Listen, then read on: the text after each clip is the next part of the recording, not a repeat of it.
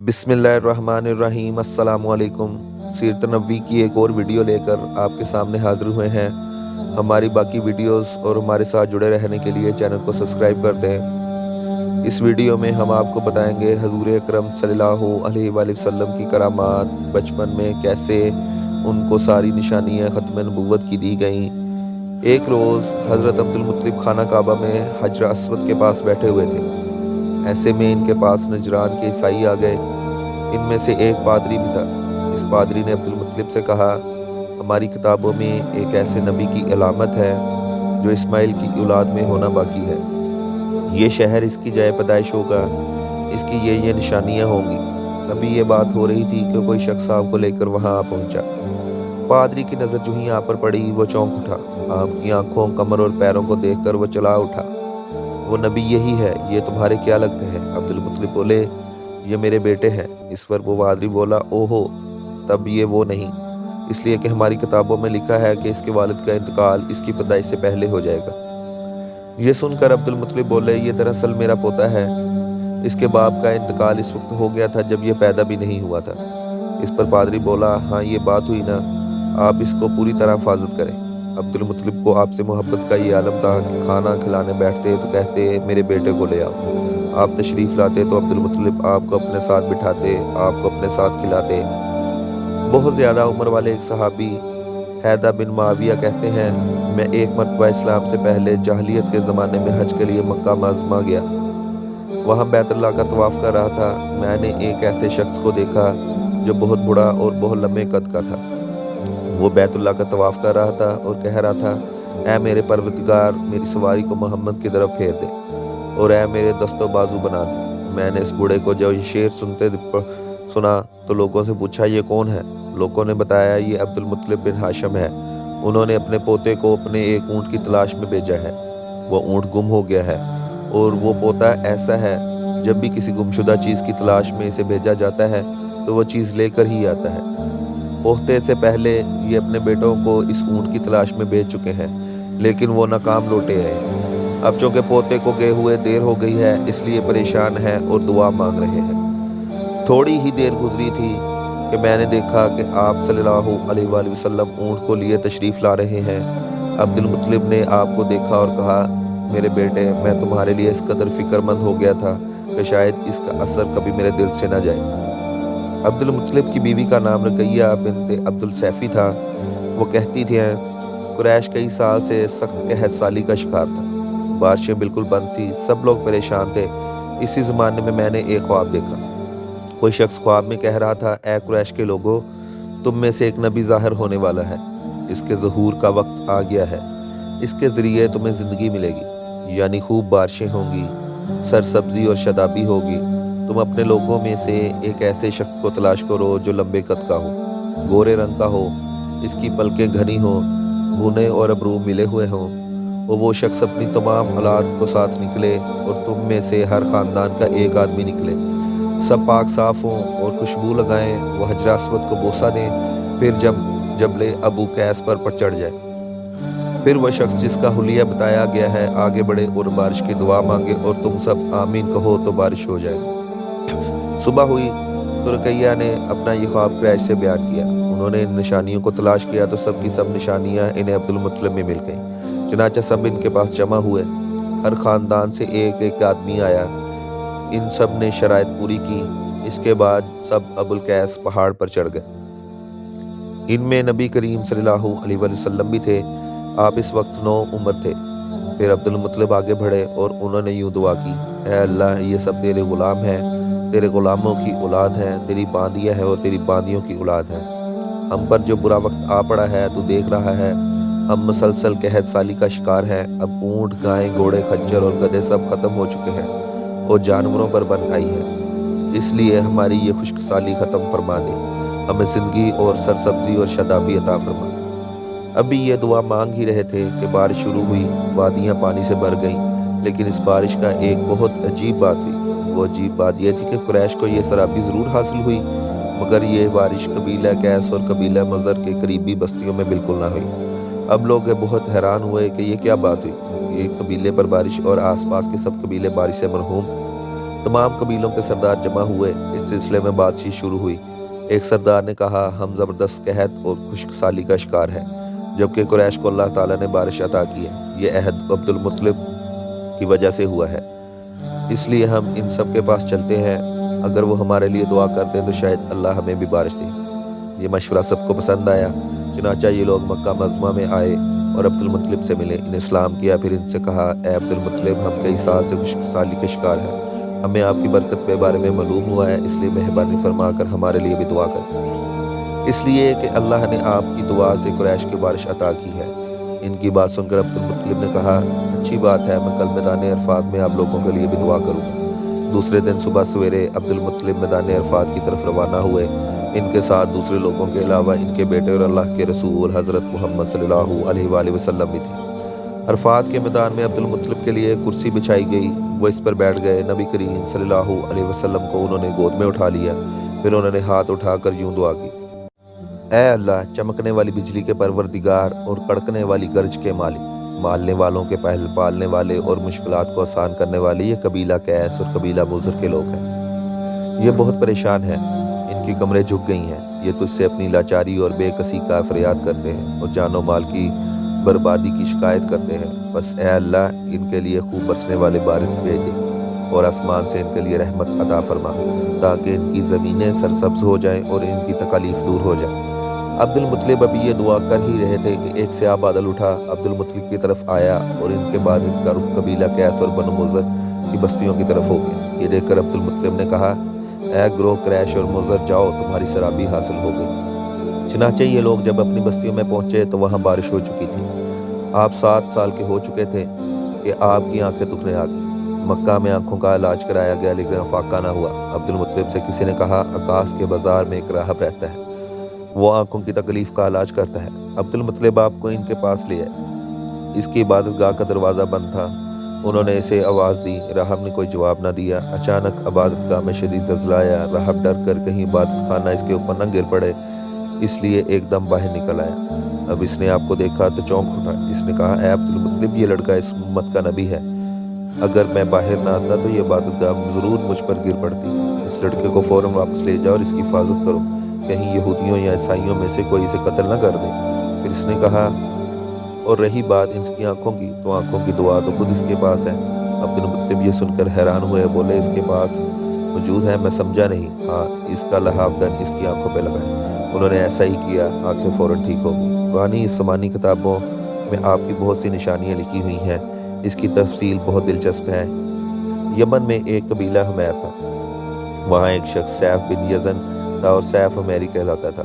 किसी ज़माने में इसके बाप दादा इस मुल्क पर हुकूमत करते थे, लेकिन फिर हबशियों ने यमन पर हमला किया और इस पर कब्ज़ा कर लिया। वहाँ हबशियों की हुकूमत हो गई। 70 साल तक यमन हबशियों के कब्ज़े में रहा। जब ये सैफ बड़ा हुआ तो इसके अंदर अपने बाप दादा का मुल्क आज़ाद कराने की उमंग पैदा हुई। चनाचा इसने एक फ़ौज तैयार की। इस फ़ौज के ज़रिए हबशियों पर हमला किया और इन्हें यमन से भगा दिया। इस तरह वो बाप दादा के मुल्क को आज़ाद कराने में कामयाब हो गया, वहाँ का बादशाह बन गया। ये यमन अरब का इलाका था। जब इस पर हबशियों ने कब्ज़ा किया था तो अरबों को बहुत अफसोस हुआ। 70 साल बाद जब यमन के लोगों ने हबशियों को बाहर निकाल किया तो अरबों को बहुत खुशी हुई। इसकी खुशी की एक वजह तो ये थी कि इन्हें हबशियों ने अब्रहा के साथ मक्का पर चढ़ाई की थी। चारों तरफ से अरबों के वफद सैफ को मुबारकबाद देने के लिए आ रहे थे। क्रैश का भी एक वफद मुबारक देने के लिए गया। इस वक्त के सरदार अब्दुल मुत्तलिब थे। ये वफ्द जब यमन पहुंचा तो सैफ अपने महल में थे। इसके सर पर ताज था, सामने तलवार रखी थी और हमारी सरदार इसके दाएं बाएं बैठे थे। सैफ को कुरैश के वफद की आमद के बारे में बताया गया। इसे ये भी बताया गया कि ये लोग किस रुतबे के हैं। इसने लोगों को आने की इजाज़त दे दी। वो दरबार में पहुंचा। अब्दुल मुत्तलिब आगे बढ़कर इनके सामने जा खड़े हुए। उन्होंने बात करने की इजाज़त चाही। सैफ ने कहा, अगर तुम बादशाहों के सामने बोलने के आदाब से वाक़फ़ हो तो हमारी तरफ से इजाज़त है। तब अब्दुल मुत्तलिब ने कहा, ए बादशाह, हम काबा के खादिम हैं, अल्लाह के घर के मुहाफ़िज़ हैं। हम आपको मुबारकबाद देने आए हैं। यमन पर हबशी हुकूमत हमारे लिए भी बोझ बनी हुई थी। आपको मुबारक हो। आपके इस कारनामे से आपके बुज़ुर्गों को इज़्ज़त मिलेगी और आने वाली नस्लों को भी वक़ार हासिल होगा। सैफ इनके अल्फाज सुनकर बहुत खुश हुआ। बेख्तियार बोल उठा, ए शख्स, तुम कौन हो? क्या नाम है तुम्हारा? उन्होंने कहा, मेरा नाम अब्दुल मुत्तलिब बिन हाशिम है। सैफ ने हाशिम का नाम सुनकर कहा, तब तो तुम हमारी बहन के लड़के हो। अब्दुल मुत्तलिब की वालदा मदीने के कबीले खजाज की थी और खजाज का कबीला दरअसल यमन का था। इसलिए सैफ ने हाशिल का नाम सुनकर कहा, तब तो तुम हमारी बहन के लड़के हो। फिर इसने कहा, हम सब आपको खुशामदीद कहते हैं, आपके जज्बात की कदर करते हैं। इसके बाद कुरैश के वक्त को सरकारी मेहमान खाने में ठहराया गया। इसकी खूब खादर मतारत की गई, यहाँ तक कि एक माह गुजर गया। एक माह की मेहमान नवाजी के बाद सैफ ने इन्हें बुलाया। अब्दुल मुत्तलिब को अपने पास बुलाकर इनसे कहा, ए अब्दुल मुत्तलिब, मैं अपने इल्म के पोशीदा राज़ों में से एक राज तुम्हें बता रहा हूँ। तुम्हारे अलावा कोई और होता तो मैं हरगिज़ ना बताता। तुम इस राज को इस वक्त तक राज ही रखना जब तक खुद अल्लाह ताला इस राज को ज़ाहिर ना फरमा दे। हमारे पास एक पोशीदा किताब है जो पोशीदा राजों का एक खजाना है। हम दूसरों से इसको छुपा कर रखते हैं। मैंने इस किताब में एक अजीम शान खबर और एक बड़े ख़तरे के बारे में पढ़ लिया है और वो आपके बारे में है। अब्दुल मुत्तलिब ये सब बातें सुनकर हद दर्जे हैरत ज़दा हुए और पुकार उठे, मैं समझा नहीं, आप कहना क्या चाहते हैं? सुनो अब्दुल मुत्तलिब, जब तहामा की वादी यानी मक्का में ऐसा बच्चा पैदा हो जिसके दोनों कानों के दरमियान बालों का गुच्छा यानी मोहरे नबुव्वत हो, इसे अमामत और सरदारी हासिल होगी और इसकी वजह से तुम्हें क़यामत तक के लिए एजाज़ मिलेगा, इज़्ज़त मिलेगी। अब्दुल मुत्तलिब ने यह सुनकर कहा, ए बादशाह, अल्लाह करे आपको भी ऐसी खुशबख्ती मुयस्सर हो। आपकी हैबत मुझे रोक रही है, वरना मैं आपसे पूछता कि इस बच्चे को ज़माना कब आएगा। बादशाह ने जवाब दिया, यही इसका ज़माना है, वो इसी ज़माने में पैदा होगा या पैदा हो चुका है। इसका नाम मोहम्मद होगा। इसकी वालदा का इंतकाल हो जाएगा, इसके दादा और चचा इसकी परवरिश करेंगे। हम भी इसके आरज़ू मत रहे कि वो बच्चा हमारे यहाँ पैदा हो। अल्लाह ताला इस खुले आम ज़ाहिर फरमाएगा और इसके लिए हमसे इस नबी की मददगार बनाएगा। हम में से इसने इसलिए कहा कि खज़ाजे असल में यमन के लोग थे। इनके ज़रिए इस नबी के ख़ानदान और कबीले वालों को इज़्ज़त हासिल होगी और इसके ज़रिए इसके दुश्मनों को ज़िल्लत मिलेगी और इसके ज़रिए वो तमाम लोगों से मुकाबला करेगा। इसके ज़रिए ज़मीन के अहम इलाके फ़तह हो जाएंगे। वो नबी रहमान की इबादत करेगा, शैतान को धमकाएगा, आतिश को ठंडा करेगा, बुतों को तोड़ डालेगा। इसकी हर बात आखिरी फरमान होगी। इसके अहकामात इंसाफ वाले होंगे। वो नेक कामों का हुक्म देगा, खुद भी इस पर अमल करेगा, बुराइयों से रोकेगा, इसको मिटा डालेगा। अब्दुल्ला ने सैफ बिन यज़न की दुआ दी, फिर कहा और कुछ तफसील बयान की। बात ठुकी छुपी सी है और अलामतें पोशीदा हैं, मगर ए अब्दुल मुत्तलिब, इसमें शुबा नहीं कि तुम इसके दादा हो। अब्दुल मुत्तलिब ये सुनकर फ़ौरन सजदे में गिर गए और फिर सैफ ने इनसे कहा, अपना सर उठाओ, अपनी पेशानी ऊंची करो और मुझे बताओ जो कुछ मैंने तुमसे कहा, क्या तुमने इनमें से कोई अलामत अपने यहाँ देखी है? इस पर अब्दुल मुत्तलिब ने कहा, हाँ, मेरा बेटा था, मैं इसे बहुत चाहता था। मैंने एक शरीफ और मुअज़्ज़ज़ लड़की आमना बिनते वहब अब्दुल मनाफ से इसकी शादी कर दी। वो मेरी कौम की इंतहाई बाइज़्ज़त ख़ानदान से थी। इससे मेरे बेटे का यहाँ एक लड़का पैदा हुआ। मैंने इसका नाम मोहम्मद रखा। इस बच्चे का बाप और माँ दोनों फौत हो चुके हैं। मैं और इसके चाचा अबू तालिब इसकी देखभाल करते हैं। अब सैफ ने इनसे कहा, मैंने तुम्हें जो कुछ बताया है वो वाक़या इसी तरह है। अब तुम अपने पोते की हिफाजत करो, इसे यहूदियों से बचाओ, इसलिए कि वो इसके दुश्मन हैं। ये और बात है कि अल्लाह ताला हरगिज़ इन लोगों को इन पर काबू नहीं पाने देगा। और मैंने जो कुछ आपको बतलाया है, इसका अपने कबीले वालों से जिक्र न करना। मुझे डर है कि इन बातों की वजह से इन लोगों में हसद और जलन न पैदा हो जाए। लोग सोच सकते हैं ये इज़्ज़त और बुलंदी आखिर इन्हें क्यों मिलने वाली है, जो लोग इनके रास्ते में रुकावटें खड़ी करेंगे। अगर ये लोग इस वक्त तक ज़िंदा ना रहे तो इनकी औलादें ये काम करेंगी। अगर मुझे ये मालूम ना होता कि इस नबी के ज़हूर के पहले ही मौत मुझे आ लेगी तो मैं अपने ऊँटों और काफ़िले के साथ रवाना होता, इसकी सल्तनत में मरकज़ यसरब पहुँचाता। क्योंकि मैं इस किताब में ये बात पाता हूँ कि शहर यसरब इसकी सल्तनत का मरकज़ होगा, इसकी ताकत का सरचश्मा होगा, इसकी मदद और नुसरत का ठिकाना होगा और इसकी वफ़ात की जगह होगी। इन्हें दफन भी यहीं किया जाएगा और हमारी किताब पिछले अलूम से भरी पड़ी है। मुझे पता है अगर मैं इस वक्त इसकी इस्मत का ऐलान करूँ तो खुद इसके लिए और मेरे लिए ख़तरा पैदा हो जाए। ये डर ना होता तो मैं इसी वक्त इनके बारे में ये तमाम बातें सबको बता देता, अरबों के सामने इसकी सरबुलंदी और ऊंचे रुतबे की दास्तानें सुना देता। लेकिन मैंने ये राज तुम्हें बताया है, तुम्हारे साथियों में से किसी को नहीं बताया। इसके बाद इसने अब्दुल मुत्तलिब के साथियों को बुलाया। इनमें से हर एक को 10 हबशी गुलाम दिए, हबशी बांदियाँ और धारीदार यमनी चादरें, बड़ी मकदार में सोना चांदी, 100 ऊँट और अंबर के बड़े डब्बे दिए। پھر عبدالمطلب کو اس سے 10 گنا زیادہ دیا اور بولا سال گزرنے پر میرے پاس ان کی خبر لے کر آنا اور ان کے حالات بتانا۔ سال گزرنے سے پہلے ہی اس بادشاہ کا انتقال ہو گیا۔ عبدالمطلب اکثر اس بادشاہ کا ذکر کیا کرتے تھے۔ آپ کی عمر 8 سال کی ہوئی تو عبدالمطلب کا انتقال ہو گیا۔ اس طرح ایک عظیم سرپرست کا ساتھ چھوٹ گیا۔ اس وقت عبدالمطلب کی عمر 95 سال تھی۔ تاریخ کے بعض کتابوں میں ان کی عمر اس سے بھی زیادہ لکھی گئی۔ جس وقت عبدالمطلب کا انتقال ہوا تو آپ کی چارپائی کے پاس موجود تھے۔ آپ رونے لگے۔ عبدالمطلب کو عجون کے مقام پر ان کے دادا اقصیٰ کے پاس دفن کیا گیا۔ مرنے سے پہلے انہوں نے نبی کریم صلی اللہ علیہ وآلہ وسلم کو اپنے بیٹے ابو طالب کے حوالے کیا۔ اب ابو طالب آپ کے نگران ہوئے۔ انہیں بھی آپ سے بے تحاشا محبت ہو گئی۔ اس کے بعد عباس اور زبیر بھی آپ کے بہت خیال رکھتے تھے۔ پھر زبیر کا بھی انتقال ہو گیا تو آپ کی نگرانی آپ کے چاچا ابو طالب ہی کرتے رہے۔ انہیں بھی نبی کریم صلی اللہ علیہ وسلم سے بہت محبت تھی۔ جب انہوں نے آپ کی برکات دیکھی، معجزے دیکھے تو ان سے محبت میں اور اضافہ ہو گیا۔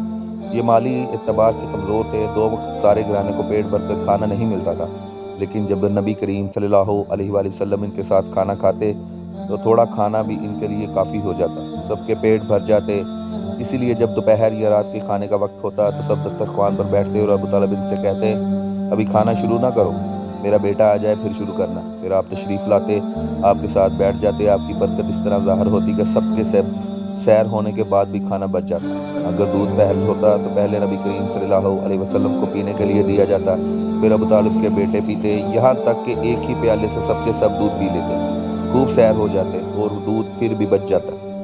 ابو طالب کے لیے ایک تکیہ رکھا رہتا تھا، وہ اس سے ٹیک لگا کر بیٹھتے تھے۔ رسول اللہ صلی اللہ علیہ وآلہ وسلم تشریف لائے تو آ کر سیدھے اس تکیے کے ساتھ بیٹھ جاتے۔ یہ دیکھ کر ابو طالب کہتے میرے بیٹے کو اپنے بلند رتبے کا احساس ہے۔ ایک بار مکہ میں قحط پڑ گیا، بارش بالکل نہ ہوئی۔ لوگ ایک دوسرے سے کہتے تھے لات اور عزتی سے بارش کی دعا کرو، کچھ کہتے تھے تیسرے بڑے بت منات سے بھروسہ کرو۔ اسی دوران ایک بوڑھے نے کہا تم حق اور سچائی سے بھاگ رہے ہو، تم میں ابراہیم اور اسماعیل کی نشانی موجود ہے، تم اسے چھوڑ کر غلط راستے پر کیوں جا رہے ہو؟ کیا آپ سے مراد ابو طالب ہے؟ اس نے جواب دیا ہاں، میں یہی کہنا چاہتا ہوں۔ اب سب لوگ ابو طالب کے گھر کی طرف روانہ ہوئے۔ وہاں پہنچ کر انہوں نے دروازے پر دستک دی تو ایک خوبصورت آدمی باہر آئے جس نے تحمل لپیٹ رکھا تھا۔ سب لوگ اس کی طرف بڑھے اور بولے اے ابو طالب، وادی میں قحط پڑا ہے، لوگ بھوکے مر رہے ہیں، اس لیے آؤ اور ہمارے لیے بارش کی دعا کرو۔ چنانچہ ابو طالب باہر آئے، ان کے ساتھ رسول اللہ صلی اللہ علیہ وآلہ وسلم بھی تھے۔ اب ایسے لگ رہے تھے جیسے اندھیرے میں سورج نکل آیا ہو۔ ابو طالب کے ساتھ اور بھی بچے تھے، لیکن انہوں نے آپ کا ہی بازو پکڑا ہوا تھا۔ اس کے بعد ابو طالب نے آپ کی انگلی پکڑ کر کعبے کا طواف کیا۔ یہ طواف کر رہے تھے اور دوسرے لوگ آسمان کی طرف دیکھ کر اٹھا کر دیکھ رہے تھے، جہاں بادل کا ایک ٹکڑا بھی نہیں تھا۔ لیکن پھر اچانک ہر طرف سے بادل کے گھر آنے لگے۔ ایک قدر زور و شور بارش ہوئی کہ شہر اور جنگل سیراب ہو گئے۔ ابو طالب ایک بار ذی الحج کے میلے میں گئے۔ یہ جگہ عرفات سے تقریباً 8 کلومیٹر دور ہے۔ اس کے ساتھ رسول اللہ صلی اللہ علیہ وآلہ وسلم بھی تھے۔ ایسے میں ابو طالب کو پیاس محسوس ہوئی۔ انہوں نے آپ سے کہا بھتیجے مجھے پیاس لگی ہے۔ یہ بات انہوں نے اس لیے نہیں کہی تھی کہ آپ کے پاس پانی تھا، بلکہ اپنی بے چینی ظاہر کرنے کے لیے کہی تھی۔ چاچا کی بات سن کر آپ فوراً سواری سے اترے اور بولے چاچا جان آپ کو پیاس لگی ہے؟ انہوں نے کہا ہاں بھتیجے پیاس لگی ہے۔ یہ سنتے ہی آپ نے ایک پتھر پر اپنا پاؤں مارا۔ جو ہی آپ کا پتھر پر پاؤں مارا، اس کے نیچے سے صاف اور عمدہ پانی پھول نکلا۔ انہوں نے ایسا پانی پہلے کبھی نہ پیا تھا، خوب سیر ہو کر پیا۔ پھر انہوں نے پوچھا بھتیجے کیا آپ سیر ہو چکے؟ نبی کریم صلی اللہ علیہ وسلم نے فرمایا ہاں۔ آپ نے اسی جگہ اپنی ایڑی پھر ماری اور وہی جگہ دوبارہ خشک ہو گئی جیسے پہلے تھی۔ حضور نبی کریم صلی اللہ علیہ وآلہ وسلم چند سال اپنے دوسرے چچا زبیر بن عبدالمطلب کے ساتھ بھی رہے۔ اس زمانے میں ایک مرتبہ حضور اللہ صلی اللہ علیہ وآلہ وسلم اور ان کے چچا کے ساتھ ایک قافلے میں یمن تشریف لے گئے۔ راستے میں ایک وادی سے گزرے۔ اس وادی میں ایک سرکش اونٹ رہتا تھا، گزرنے والے کو رستہ روک لیتا تھا، مگر جو ہی اس نے نبی کریم صلی اللہ علیہ وسلم کو دیکھا فوراً بیٹھ گیا اور زمین سے اپنی چھاتی رگڑنے لگا۔ آپ اپنے اونٹ سے اتر کر اس پر سوار ہو گئے۔ اب وہ اونٹ آپ کو لے کر چلا اور وادی کے پار لے کر گیا۔ اس کے بعد آپ نے اس اونٹ کو چھوڑ دیا۔ یہ قافلہ جب سفر سے واپس لوٹا تو یہ ایک ایسی وادی سے گزرا جو طوفانی بارش سے بھرا پڑا تھا، پانی موجیں مار رہا تھا۔ یہ دیکھ کر آپ نے قافلے والوں سے پوچھا میرے پیچھے پیچھے آؤ۔ پھر آپ اطمینان سے وادی میں داخل ہو گئے۔ باقی لوگ بھی آپ کے پیچھے تھے۔ اللہ تعالیٰ نے اپنی قدرت سے پانی خشک کر دیا اور آپ پورے قافلے کے لیے پار ہو گئے۔ قافلہ مکہ پہنچا تو لوگوں نے یہ حیرت ناک واقعات بیان کیے۔ لوگ سن کر بول اٹھے اس لڑکے کوئی تو شان نرالی ہے۔ ابن ہشام لکھتے ہیں بنو لہب کا ایک شخص بہت بڑے قیافہ شناس تھا، یعنی لوگوں کی شکل و صورت دیکھ کر ان کے حالات اور مستقبل کے بارے میں اندازہ لگایا کرتا تھا۔ مکہ آیا تو لوگوں اپنے بچوں کو اس کے پاس لاتے، وہ انہیں دیکھ دیکھ کر ان کے بارے میں بتاتا تھا۔ ایک بار یہ آیا تو ابو طالب آپ کو بھی اس کے پاس لے گئے، اور اس وقت ابھی آپ 9 لڑکے تھے۔ قیافہ شناس نے آپ کو ایک نظر دیکھا، پھر دوسرے بچوں کو دیکھا۔ فارغ ہونے کے بعد اس نے کہا اس لڑکے کو میرے پاس لے آؤ۔ ابو طالب نے یہ بات محسوس کر لی تھی کہ قیافہ شناس نے اس کے بھتیجے کو عجیب نظروں سے دیکھا ہے، لہذا وہ آپ کو لے کر وہاں سے نکل آئے۔ جب قیافہ شناس کو معلوم ہوا کہ آپ وہاں موجود نہیں ہیں تو وہ چیخنے لگا، تمہارا برا ہو، اس لڑکے کو میرے پاس لے آؤ جسے میں نے ابھی دیکھا، اللہ کی قسم وہ بڑی شان والا ہے۔ ابو طالب نے نکلتے ہوئے اس کے یہ الفاظ سن لیے تھے۔